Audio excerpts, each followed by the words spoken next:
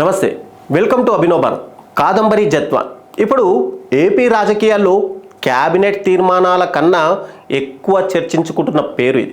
నిజానికి గత 2-3 రోజులుగా ఏపీ పాలిటిక్స్లో ఈ పేరే హాట్ టాపిక్.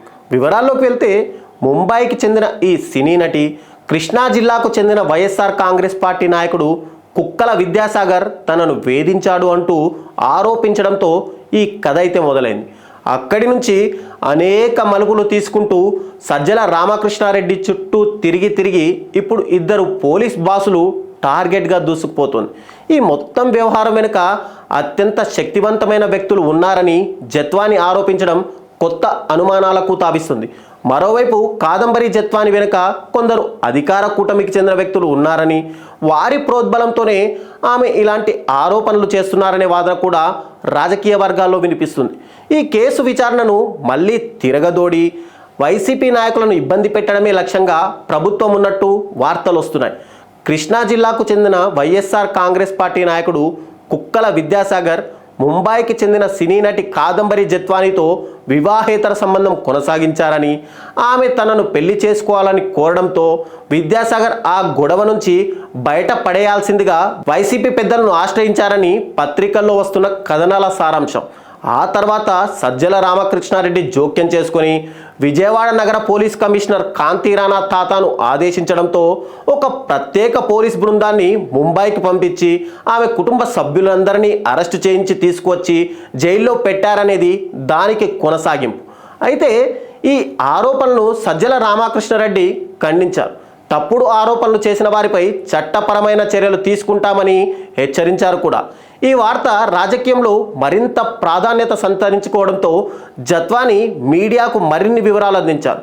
వైఎస్ఆర్సీపీ ప్రభుత్వ హయాంలో డబ్బు, అధికారం ఉపయోగించి తనపై తప్పుడు కేసులు బనాయించారని ఆమె ఆవేదన వ్యక్తం చేశారు.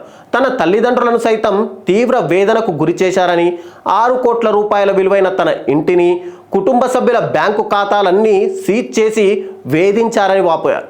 చివరికి రోజువారీ ఖర్చులకు కూడా అప్పు చేసుకోవాల్సిన పరిస్థితి కల్పించారని చెప్పారు. విజయవాడ పోలీసులు తమ ఇంటి వద్ద నుంచి స్వాధీనం చేసుకున్న సెల్ ఫోన్లు, ఎలక్ట్రానిక్ ఉపకరణాల్లోని ఆధారాలన్నింటినీ ట్యాంపర్ చేశారన్నారు. పోలీసుల వేధింపుల వల్ల తాను, తన కుటుంబ సభ్యులు 6 నెలల పాటు నిద్రపోలేదని, కనీసం ఎవరితోనూ మాట్లాడలేకపోయామని కన్నీళ్లు పెట్టుకున్నారు. ఫోర్జరీ పత్రాలు ఉపయోగించి తనపై అక్రమ కేసు పెట్టిన వైఎస్ఆర్సీపీ నాయకులు కుక్కల విద్యాసాగర్ను, తనను తన కుటుంబాన్ని హింసించి వేధించిన నాటి పోలీసు అధికారులందరిపైన తీవ్రమైన చర్యలు తీసుకోవాలని ఆమె కూటమి ప్రభుత్వాన్ని కోరారు. ముఖ్యమంత్రి చంద్రబాబు, హోంమంత్రి అనిత, ఏపీ ప్రభుత్వం తనకు న్యాయం చేయాలని కోరారు. అక్రమ కేసులో తనతో పాటు తన తల్లిదండ్రుల్ని విజయవాడ జైల్లో 40 రోజులు నిర్బంధించారని జత్వానా తెలిపారు. పోలీసుల చర్య వల్ల 70 ఏళ్ల తన తండ్రి వినికిడి కోల్పోయారని, తల్లి గుండె జబ్బుకు గురయ్యారన్నారు.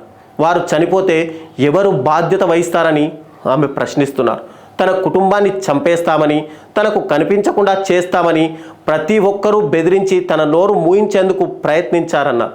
అక్రమ కేసు వల్ల తన జీవితం, కెరీర్, కుటుంబం మొత్తం నాశనమైందని ఆమె ఆవేదన వ్యక్తం చేశారు. పోలీసుల తీరుతో స్నేహితులు, బంధువులు అందరూ దూరమయ్యారని వాపోయారు. కుక్కల విద్యాసాగర్ ఓ మోడలింగ్ కోఆర్డినేటర్ ద్వారా తనకు పరిచయం అయ్యాడని, ఖరీదైన బహుమతులు ఇచ్చి తనను మోసగించాలని చూశాడని ఆమె ఆరోపించారు. తనపై పెట్టిన తప్పుడు కేసును క్యాష్ చేయాలని ఆమె ప్రభుత్వానికి విజ్ఞప్తి చేశారు.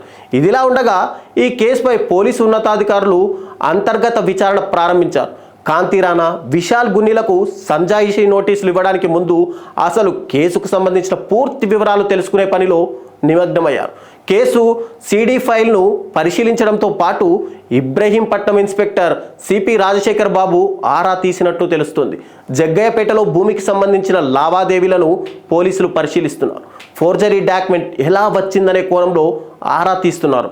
ముంబై నటి కేసుపై CID chief Ravishankar INR Vijayawada CP Rajasekhar బాబుతో చర్చించినట్టు సమాచారం.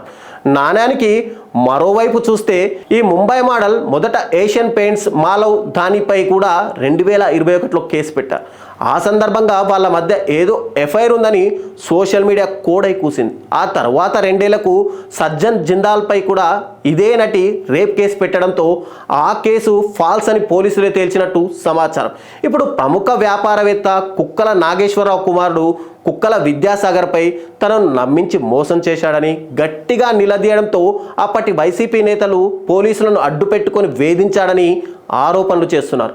ఈ హిస్టరీ అంతా చూస్తుంటే ఇదంతా కావాలనే వైసీపీలో పెద్ద నేతలను 2 పోలీసులు బాసులను టార్గెట్ చేయడానికి డిజైన్ చేశారనే విమర్శలు కూడా వైసీపీ వర్గాల నుంచి వినిపిస్తున్నాయి.